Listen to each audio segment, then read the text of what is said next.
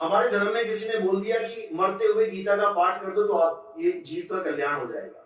उसने सारी उम्र तो गीता पढ़ी नहीं, सारी उम्र उसने गीता का एक अक्षर नहीं पढ़ा, सारी उम्र उसको पता भी नहीं गीता क्या कह रही है, और मरते समय जहां उसको इतना कष्ट हो रहा है, उसका सारा ध्यान अपनी देह में अटका पड़ा है, वो जीने के लिए ललायत है और तुम उसको गीता पढ़ा रहे हो।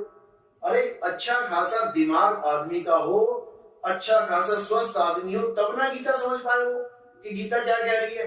एक मृत्यु शैया पे लेटा आदमी क्या समझेगा गीता को। इसीलिए गीता एक पड़ाव है।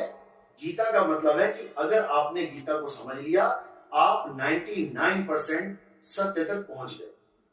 अब एक जो परसेंट रह गया है वो क्या है, जिसको कबीर साहब ने बोला कि गीता का भी गम नहीं। अब वो 1% जो बच गया है वो क्या है, वो गीता में ही उसका भेद छुपा हुआ है, लेकिन कोई जान नहीं पा रहा।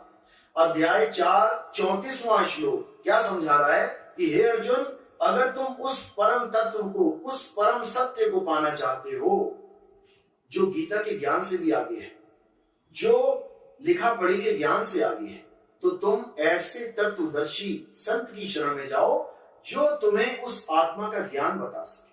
वो गीता में आत्मा का ज्ञान नहीं है, वो गीता में आत्मा का अनुभव ज्ञान नहीं है, वो गीता में आत्मा के बारे में जिक्र है। जैसे किसी किताब में लिखा है कि चीनी से मुंह मीठा होता है और आप उसको रोज पढ़ रहे हो, सारी उम्र पढ़ते रहो, लेकिन आपका मुंह मीठा होने वाला नहीं है। उस मीठे को प्राप्त करना है तो उसी में भेद भी लिखा है कि चीनी से मुंह मीठा होता है और चीनी रसोई में लाल डब्बे में पड़ी है। अब वो जो रसोई में लाल डब्बे में पड़ी है वो भेद आपको कौन बताएगा?